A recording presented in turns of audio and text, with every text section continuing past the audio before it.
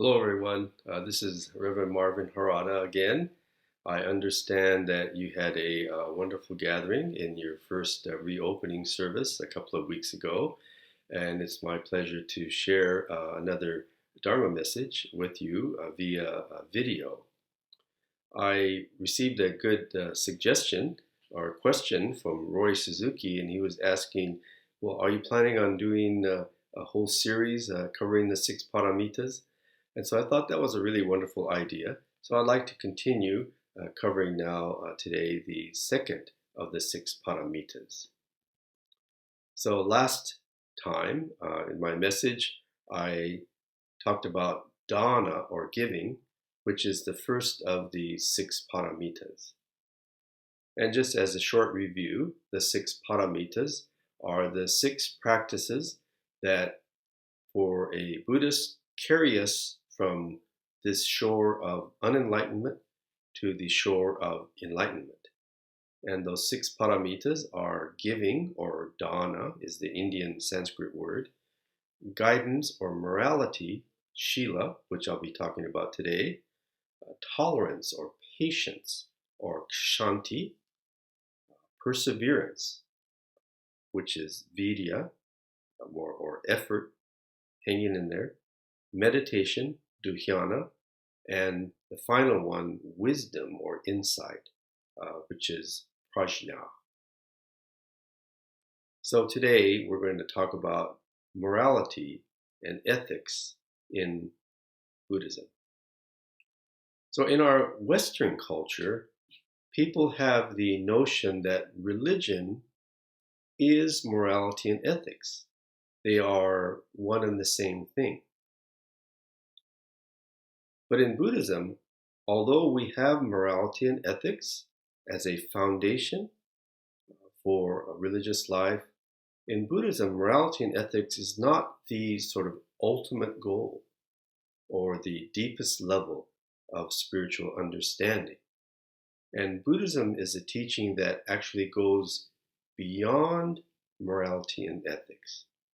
So that's the conclusion of my talk today that we're going to now delve into, going beyond morality and ethics. So first we have to talk about the basic ethics in Buddhism, which are the five precepts, And the five precepts are not to kill, not to steal, not to lie, not to take intoxicants, and not to commit sensuous misconduct or sexual misconduct. So in Buddhism, the Buddha taught that you should not do these things because it was not conducive to a life leading towards truth or enlightenment. A little bit different in Christianity, you have the 10 Commandments, thou shalt not do this or thou shalt not do that, and those are considered sins against God. But in Buddhism, the precepts are not a sin against the Buddha. The Buddha simply taught not to do these things because it did not lead to a wholesome life. So a monk or a nun in Buddhism has many more than these five precepts. They have many more rules that they have to follow. But these five precepts are sort of for the general layperson. So, as I said, a moral or ethical life is a basis for religious life as a Buddhist. It's hard to get enlightened if you're running around lying and stealing and killing. So, obviously, those are not healthy, wholesome activities that lead to an enlightened life. But morality and ethics, as I said, are not the ultimate or the deepest level. And there's always the possibility of even an unethical or an immoral person to become awakened, to become enlightened. And the most vivid example of this is the true story of one of the Buddha's disciples whose name was Angulimala. Angulimala, during the time of the Buddha, was the most feared criminal of the day. He was going around killing people, and he was just feared. One day, the Buddha happened to encounter Angulimala. And when Angulimala encountered the Buddha, instead of being fearful, looked at Angulimala with compassionate eyes in a way that no one had ever looked at Angulimala in that manner before. And Angulimala became a disciple of the Buddha. He gave up his murderous ways and became a follower of the Buddha. So we have that example of transformation of even a mass murderer into becoming a follower of the Buddha. So, putting it in today's terms, someone on death row could be more awakened or more enlightened than moral, ethical, law-abiding citizen me. I could say, oh, I've never broken any laws or anything like that. I donate to the BCA. But someone, even in prison, could be more awakened, enlightened than moral, ethical me. In World War II, there were Japanese war criminals who were imprisoned and they were sentenced to execution. But I read a wonderful book written by a Jodo Shinshu minister who counseled those war criminals during World War II. This is a book I read many years ago. And in counseling and teaching the Dharma to these war criminals, they came to have very deep understanding. They came to receive the heart of the Buddha's wisdom and compassion, before they died of their execution. So even a war criminal can have a transformation of the heart and mind. So they came to have this deep understanding of Jodo Shinshu, despite the terrible things they did during the war. So that is what we mean by going beyond morality and ethics. Of course, it doesn't excuse the terrible things that maybe those war criminals did in the moral, ethical sense. Terrible, horrendous.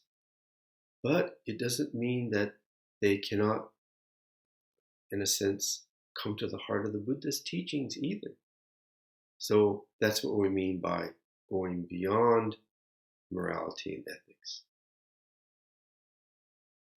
So let's look at these precepts more from a Shin Buddhist perspective. For example, the precept of not killing. Well, we could say to each other, well, I've never ever killed anyone. I'm sure none of you have ever done anything like that either. But think about it in another sense. Aren't we taking life every day in order to live? Maybe I might have bacon and eggs for breakfast. That bacon was a pig, a live pig. Maybe I didn't kill the pig myself, but someone had to kill the pig in order for me to have bacon. If I have a turkey sandwich for lunch, that was a live turkey. If I have sushi for dinner, that was a tuna swimming in the ocean. And that tuna's life was taken so that I could enjoy sushi. So we take life all the time. Now someone might say, well, I'm a vegetarian. I'm not taking life. Really? Don't you think that the carrot was perfectly happy growing in the ground and it got yanked out of the ground so that it could become a part of my salad or my soup? So to be a vegetarian doesn't mean that you're not taking life. Let's turn to Shinran Shonin. Shinran Shonin awakened to this hypocrisy of his own sort of heart and mind, his hypocrisy of his own heart and mind. He was a monk on Mount Hiei for 20 years, 20 long years, and he was observing the precepts as a monk. But in his own heart and mind, he was breaking every one of them. And he left monastic Buddhism and then followed Honen and the Nimbutsu. So as a monk, he's observing the precepts. He's a celibate monk, but a beautiful woman walks by and he melts. Maybe he was sneaking and drinking a little sake. Monks, I think, hopped over the fence and snuck into the red light district of the cities and enjoyed themselves, even though they had these vows of celibacy. So Shinran Shonin began to see this hypocrisy of trying to be a monk and observe the precepts, but yet not really being able to live that kind of life of following the precepts. So he left monastic Buddhism, followed Honen, because in the path of the Nembutsu, Honen said, you don't have to be a monk. And so he got married, and he began to eat anything, meat and fish, and even drink sake. So he began to realize that, one can not get enlightened just by morality and ethics alone. Who can really follow the precepts to the letter? Not killing. To live means to take life. We cannot live without taking life. No one can live without breaking the precept of taking life. So Jodo Shinshu then is this path to Buddhahood for anyone to follow. An awakening is not dependent on just following the precepts. But of course, that is not an excuse to do anything that you want, to lie, steal, or to kill. So Shinran Shonin saw himself as someone who is constantly breaking the precepts in his own heart and mind. But this person who breaks the precepts is the very object of the Buddha's compassion. So Shinran Shonin came to meet the heart of the Buddha.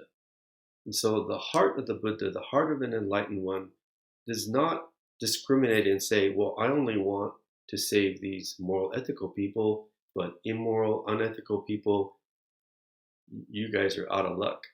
No, the heart of the Buddha embraces all beings, the moral, the immoral, the ethical, the unethical. And in many ways, the heart of the Buddha reaches out to the unethical person as the great object of their heart of compassion. So that's this paradox in Buddhism that we're sort of left with. So we have to discover truth, but discovering truth means to see the false side of oneself. In Star Wars terms, it's the dark side. So it's a wonderful metaphor from Star Wars. Yes, we have to see our dark side, our ego self side. But we're only able to see this dark side, the false side, because of a light. Because the light of the Buddha, because the light of the Dharma is illuminating our heart and mind such that we're able to see our dark side.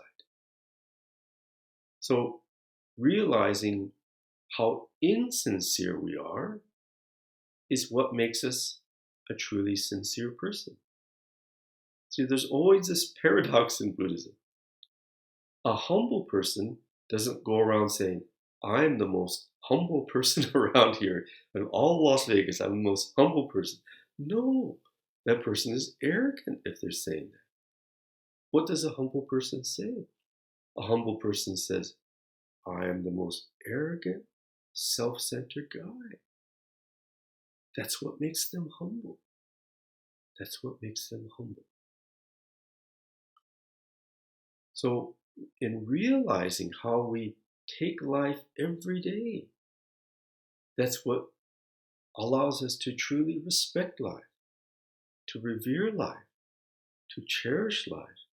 The least we can do is gasho and say itadakimasu before we enjoy a meal, before we take life that was sacrificed so that we can live. So morality and ethics, in summarizing, they are part of the foundation of a Buddhist life, but they're not the ultimate goal. And Buddhism goes beyond morality and ethics.